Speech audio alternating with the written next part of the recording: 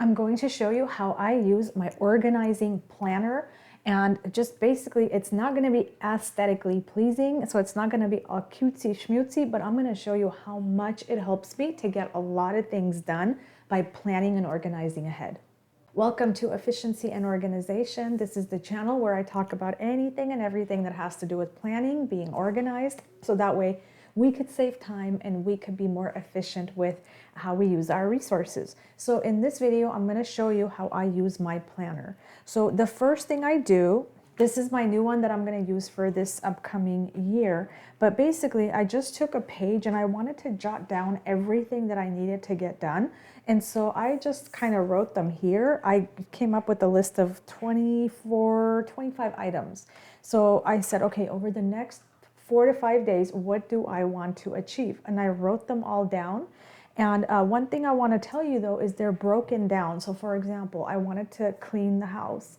I don't have a home cleaner, I do it myself. So when I say break down, I mean I separate. I go, okay, like 3 rooms at a time, or do upstairs at a time, downstairs a different time.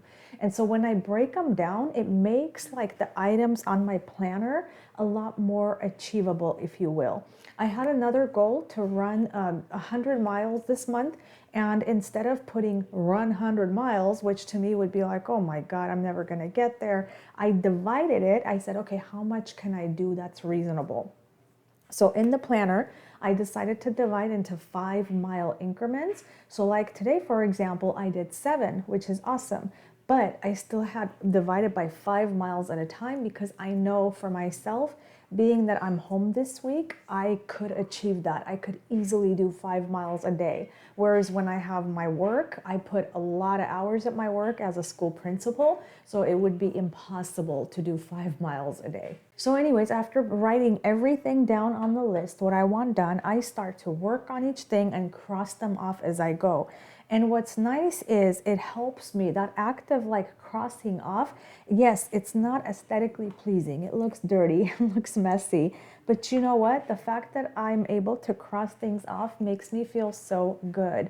I do have here 3 videos on the list that I need to do. This is one of 3 that I'm going to record, and over the next 3 days I'm going to release. And that's going to make me feel good knowing that those tasks are also getting done and out of the way. Instead of writing things in different places, I basically just use this one main planner for everything. And sometimes I do use like extra pages, even post-it notes, and I put them here. But when I use post-it notes, because they could come off and get lost, I tend to tape them. Now, for example, when I say everything, for example, Christmas party, if it's at my house, I write down what foods I'm gonna make, who I'm gonna invite, and things like that, what ingredients I need to buy.